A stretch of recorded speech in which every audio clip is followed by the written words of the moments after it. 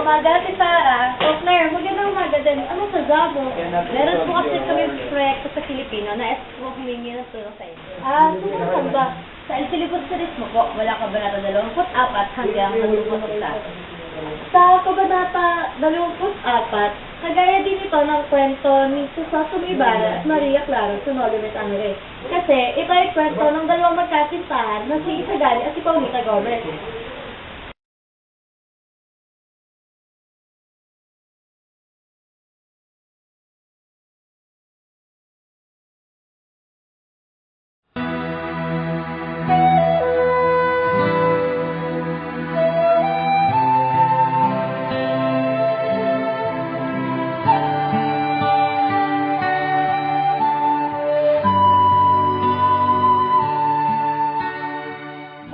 Yung hawak na Isagani. Yun ay dalawang sulat, rubong sulat na galing kay Paulita Gomez. Ibabalik kasi ni Isagani sa kanya bilang tanda ng pakikipaghiwalay. Isagani, may balita ka na ba tungkol kay Don Tiburcio? Magandang araw, Doña Victorina. Kinalulungkot ko sabihin na wala akong balita tungkol sa akin. Hihingi na ako ng tulong sa mga Guardia Civil. Buhay man o patay, kailangan ko na siya makita at makipag-usawang ulit. Ano ang palagay mo kay Juanito Velasquez? Sa tingin ko, para isa naman siya mabuting bagay. Teka, sino po ba si Juanito Pilaes? Siya yung anak mayaman na pinagsilosan ni Isagani. Pero nalaman din niya na hindi pala siya dapat magalit. Kasi ang may gusto kay Juanito ay ang tiyahin ni Paulita. Si Doña Victorina, tama? Bakit ka narito at wala sa luneta? Naroon ang mga babaeng Pranses. Ikaw mismo nagsabi sa akin na dito tayo magkita. Ngunit di mo man ako pinapansin kagabi. Panay pang tingin mo sa mga babaeng Pranses. Patawarin mo na ako. Tsaka, nagalit lang ako kagabi kasi kasama mo si Juanito Pelaez. Ngunit, ikaw talagang gusto kong makita kagabi. Pinilit lang ako ng tiya. Siya ang may gusto kay Juanito. Alam mo bang bago kita makilala, ang bayan ko ang buhay ko. Ngunit nung dumating ka, parang may nagkulang. At ikaw yun. Ikaw ang makakumpleto sa bayan ko at sa aking buhay. Ngunit, ayoko kumain sa mga bundok. Ang nais ko sumakay sa dress. Hindi magtatagal na magkakamayroon din ng ganyan sa ating bayan. Ngunit kailan pa? Kung tayo matanda na? Hindi mo alam maaaring mangyari sa ilang taon. Maaaring matupad ang ating mga pangarap. Uwi na tayo, anak. Baka kasi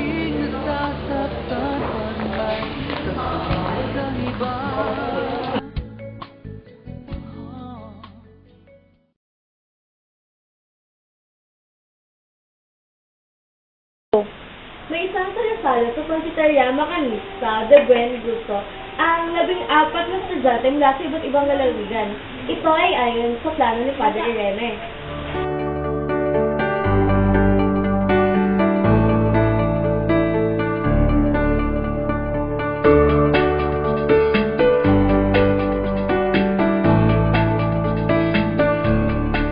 Ang kaya naman po nila, hindi. Last year lang yun. Ang totoo, ganun po talaga sila.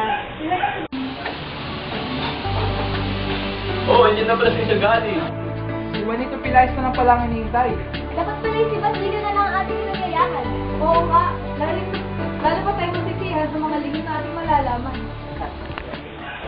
Lihim? Ano pong lihim?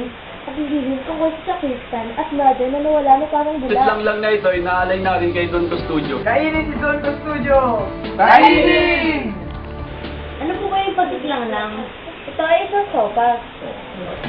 Ang lumpiang inchik na ito ay inalay natin kay Padre Rene. Kainin si Padre Rene! Kainin! Di ba po hindi kumakain ng baboy si Padre Irene? Oo, kaya sabi nila, ipapatagpas ang ilong nitong malaki. Ang kartang alimahong ito ay para sa mga praile. Kainin ang mga praile! Kainin! Bakit po para sa mga praile?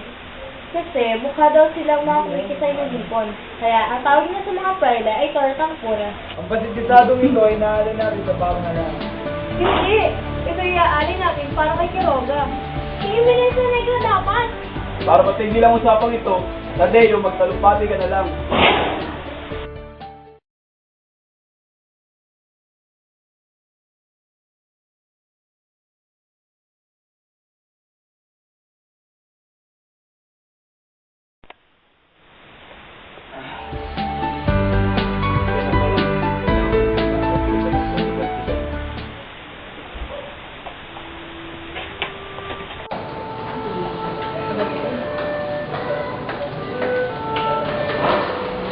Basilio, nalaman mo na ba ang nangyaring paghihimagsik? May nangyaring paghihimagsik? Sino ang mga nasangkot? Marami yung mga estudyante! Ganun ba? Ako'y uuna na. Pupunta pa ako sa klinika. Walang pasok. Bakit? Nakulong daw ang mga kasapi. At natutuwa ka pa? Kamahalaga, walang pasok. Walang pasok! Wala! Tapos, pinalagda sila upang ikahit ang pagsang-ayon nila sa mislian ng akademya at pagpapatuloy ng paglaban para sa kalayaan nila. Lumagda po ba si Basilio? May muna na sa kayo makalalim.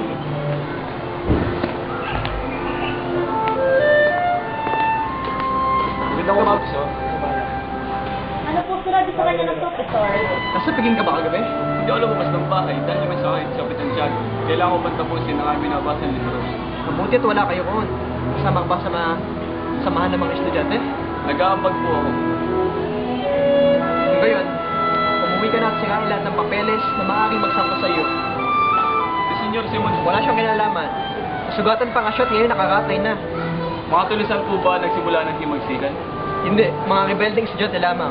Ano pong nangyari? May mga nakitang mga paski na may masamang sinasabi sa universidad at ibinibintang ito sa mga estudyante. Ah, ganun po ba? Aalis na ako. Sige Basilio, mag-ingat ka. Alam kong malapit na mamatay si Kapitan Tiago.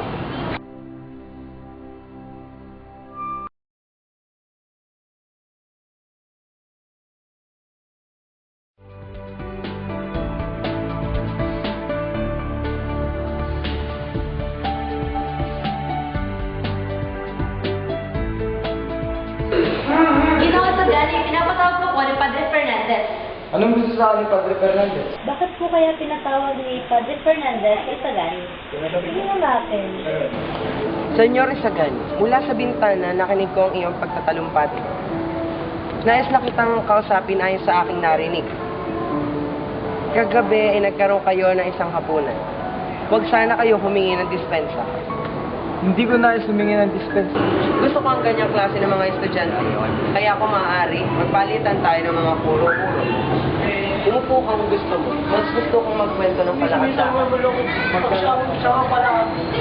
Sa higit walang taon na ako nagtuturo at nakikisama sa 2,500 mga pinata. Ako ay nagtiis, naturuan sila at matuto.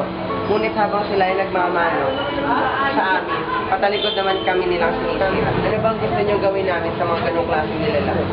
Huwag natin silang sisihin. Nasisihin natin ang mga nagturo sa kanilang mga pumari. At ang mga ayaw sa kanilang makinig, yung mga kanilang sinasabi.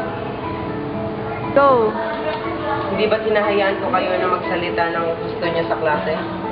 Kung tama man ang inyong sinasabi, itatangi ko kayo. Maraming salamat sa iyo. At sa tingin mo hindi ako napagtalo. Masasabi kong natatangi din po kayo.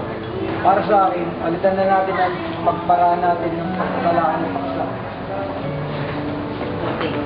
Mabuti, ipagpalagay nating ako ay isang praile at ikay isang estudyante Pilipino. Ano ba ang gusto mong gawin namin? Ang gawin na inyong tungkulin. Akala ba ninyo hindi namin ginagawa ang aming mga tungkulin? Ano ba ang mga tungkulin ang ibinibigay ninyo sa amin? Mga tungkulin, ano po yun? Ito ay ang ibigay sa mga estudyante ang kanilang mga pangangailangan, ang pagkakatang makapag-isip at pagbibigay ng sapat na pagkain at sapat na karunungan. Isagani, kahit wala magandang naidulit sa pag-uusap natin, aking susubukang kausapin ang aking mga kapatid ukol sa sinasabi mo. Ngunit baka hindi sila maniwala na may isang estudyanteng katulad mo. Gayon din ako. At baka ay walang maniwala sa akin mga kasama ko dahil isang pwedeng katulad mo. Palis na ako. Mag-ingat ka. Kaawa-awang bata, naiingit ako sa hiswitang nagturo sa iyo. Ginawa sa Dani, saan ka pupatungo? Sa pamarang sulit, tatagpuin ko ang mga nandun.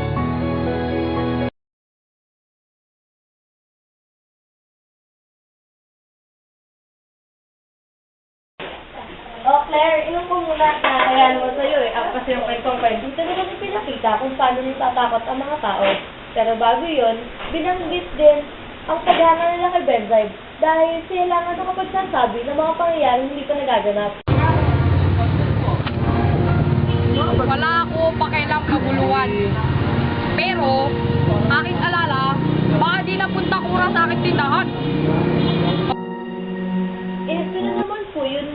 insect nga. Sabi ka, Loga. Punta na lang kaya kay Bensay.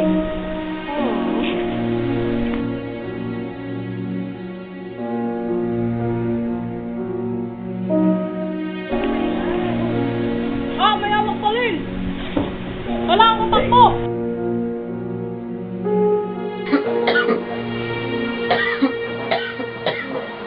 Ano po bang dinala mo sa kasunod kay Kapitan Tiago? Ito ay bunga ng kanyang pang-aabuso sa opyo.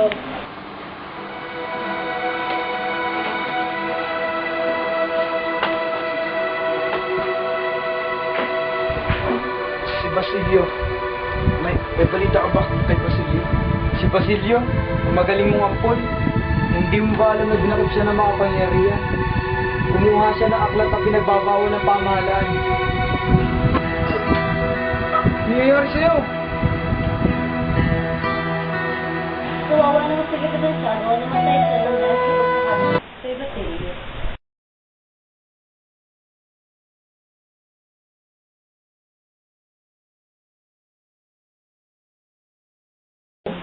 Salamay na Kapitan.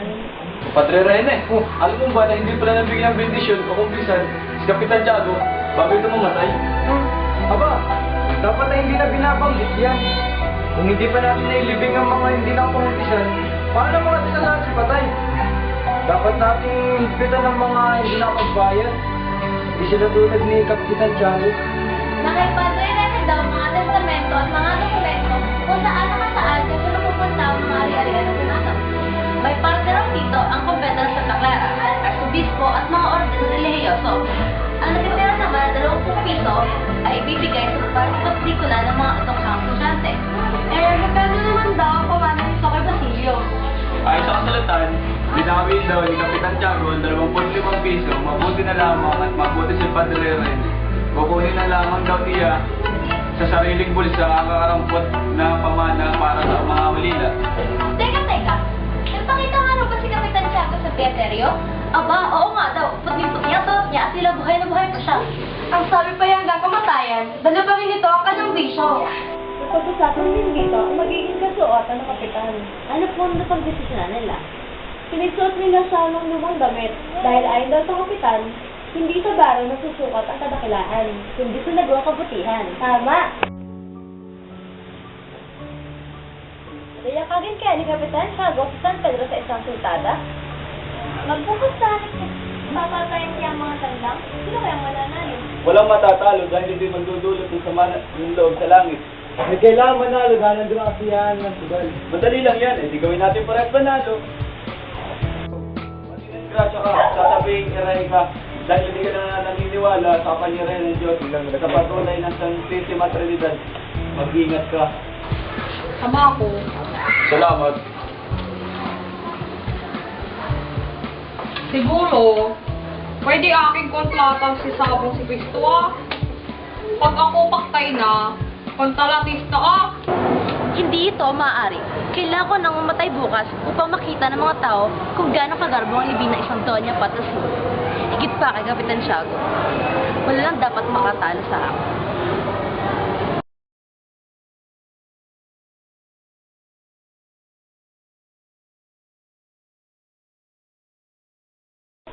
Ang balita tungkol sa pagkakakulong ni Basilio ay isinuwalat na parang karnibal ang pinagkakaguluhan ng lahat. Huli! Alam ko nasa kapahamakan si Basilio at kahit anong oras ay maaari siya magpapatay?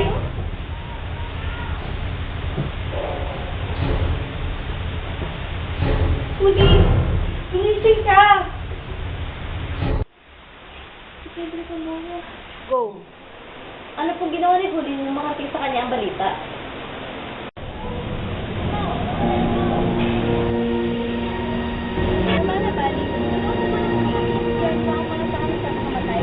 Oo naman, hindi mo magugustuhan ang lugar ngayon. Puno ng apoy, mainit at napakahirap. Hanggang ngayon ay hindi pa rin umaabot ang tatlong na malansang pangkibot sa kanila si Sion. Humingi tayo ng tulong sa tanya sulat ng tribunal. Natulungan na ito makalibas sa kulungan at kapit-bahay ni Simon matapos bigyan ng 2 real. Basilio! Basilio! Basilio! Basilio!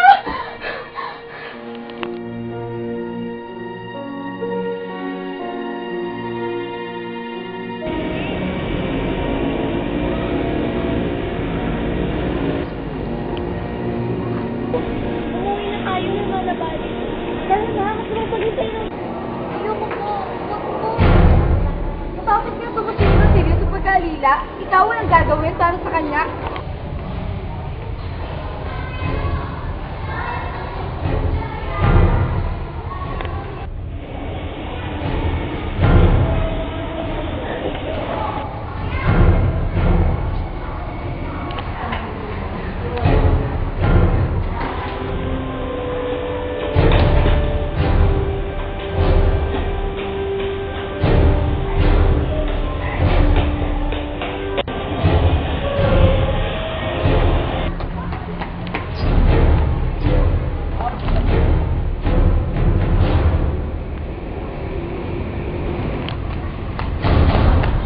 Huni! Tulong! Tulungan niyo kami!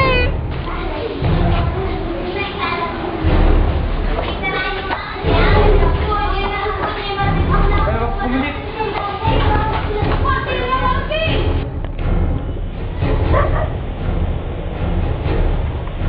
Pupuntang maganda at sino po siya?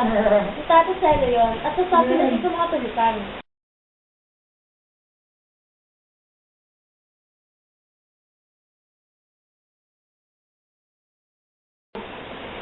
Dahil sa balita, mapaltanong si Padre Cabora bilang purang Santos. Kawaawang Padre Camora. Lupa ba naman siyang masiyahin at may mabuting kalooban?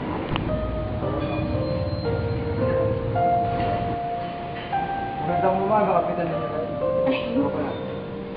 Ako nga pala ang kuhanin ni Basilio at nais ko pong sangguni ang kaso niya. Ano naman ang tukol doon? Ito po siya estudyante at net ng medisina at matatapos na. Kapag hindi siya nakalabas sa loob ng isang taon, hindi siya makapagtapos. Kung gayon, lalong dapat siyang ikulong sa loob ng isang taon. Isa pa, magiging siyang masamang manggagamot. Ngunit mahal na ako. Sa lahat ng itinulong ay siya pinakawalang sala. Sinasabing nahuli niya siya ng pinagbabawal na aklat. Ngunit ang aklat na kinuha niya ay pang medisina. Hindi pa nga niya ito binubuksan. At wala naman siya sa pansisipan. Kailangan magsakripisyo ng isa para sa ikabubuti ng lahat. Yan ang mabuting pamamahala. Ngunit paano natin pananagutan? Sa tingin mo ba, ay maididimanda ako ng isang alila? Kailangan niya muna dumaan sa mga humirang sa akin. Isa pa, ang mahalaga ay masaya ako sa aking pasya at hindi nangangamba sa kinabukasan. Paano ang ating bayan? Wala akong pakialam sa bayan. Hindi ang bansang Pilipinas ang umira sa iyo bilang isang general. Hindi ang Espanya. Kailangan natin sundin nito upang di ka mapintasan at sundin ang ating tungkulin. Pinangakuha na sila ng kabiyasan. Ngunit pinagkaitan na sila ng katakot. Sa takot nating magangal sila ng magmangal sa pamumuhay. Alam ba ninyo kung anong oras darating ang vapor? Nagdala ng sulat?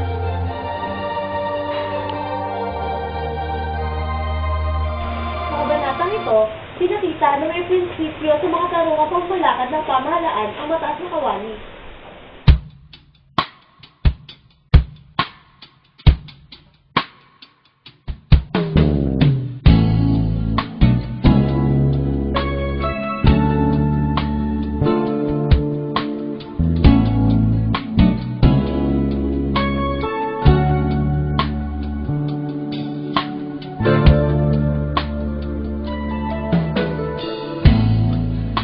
Ikaw na ang may sabi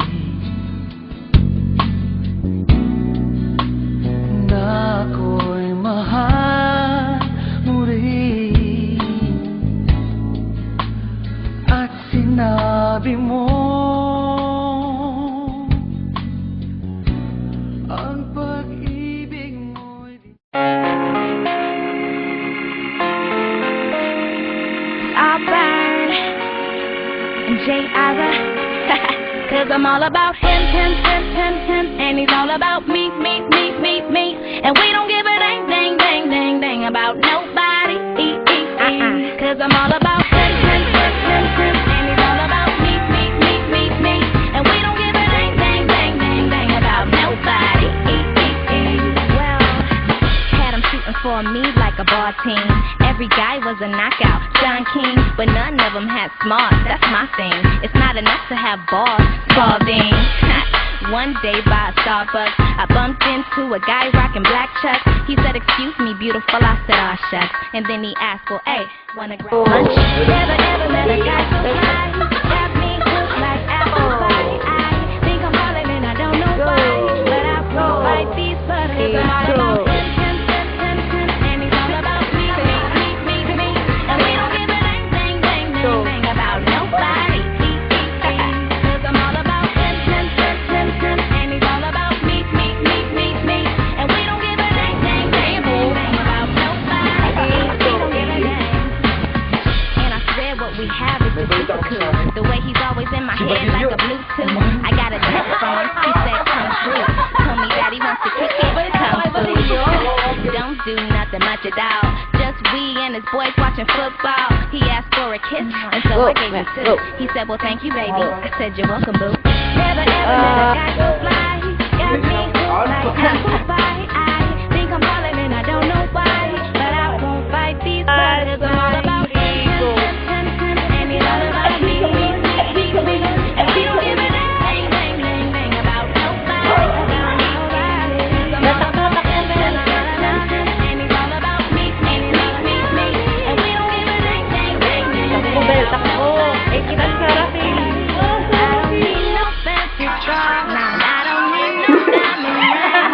My baby doesn't want me anymore. I don't need no fancy things. It's about you. It's not about them. It's all about me. It's all about me. And it's all